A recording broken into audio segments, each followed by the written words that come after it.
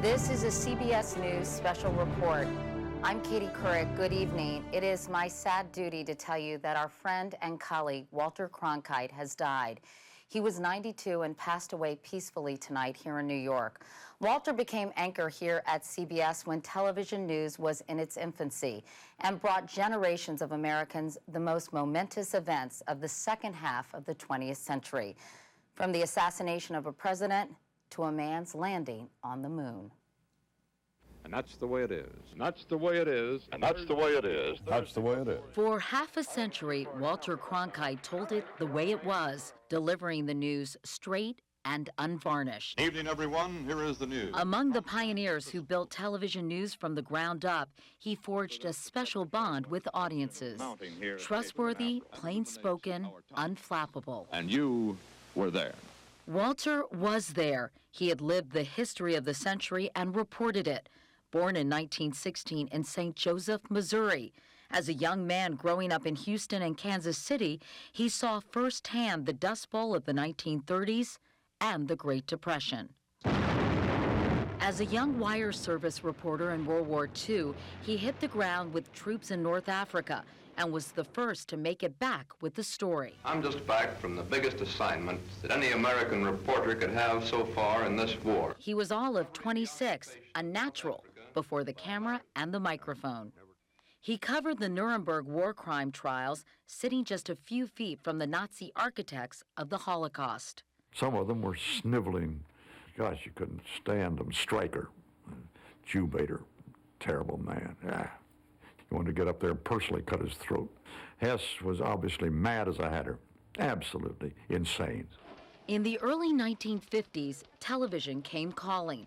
Walter anchored the news on CBS, first in Washington, then on the network from New York. As television began taking wing in the 1950s, so did Walter, covering the coronation of Queen Elizabeth.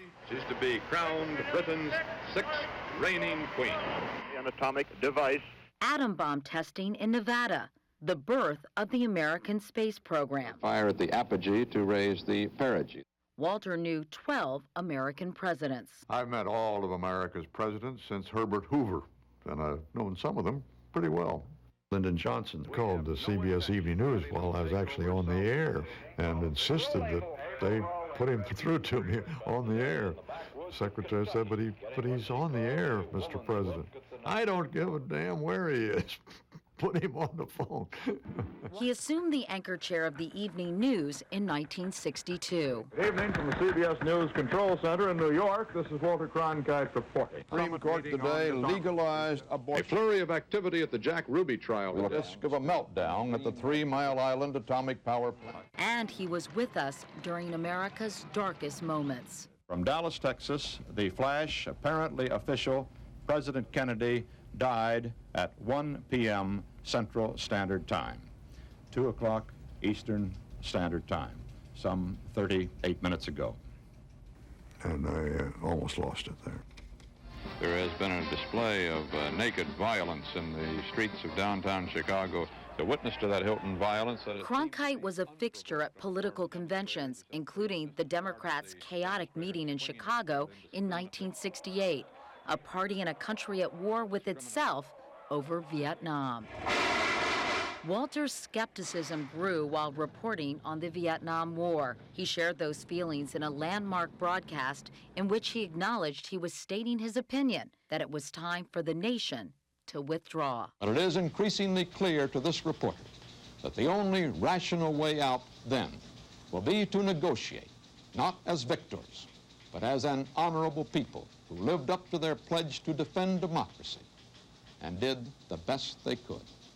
After that report, I recall that LBJ said to many of us that if I've lost Walter Cronkite, I've lost the war. Countdown is at 2 minutes. But his personal passion was space. I think that our conquest of space will probably be the most important story of the whole 20th century. Looks like a good flight. Oh, go, baby. In 1969, a waiting world held its breath as man first approached the surface of the moon. The Eagle has landed. Roger, Tranquility. We copy you on the ground. Oh, boy. Boy. Okay, we're going to be busy for a minute. When that vehicle landed on the moon, I was speechless. I really couldn't say a thing. It's a measure of the man that he preferred the triumphs of the space program to the despair in so much of the news. I mean, at a time when there were a lot of other problems in this country and elsewhere, people were downcast. Everybody there was upcast. We were looking toward the stars, looking toward the moon. There was a spirit that was absolutely incomparable.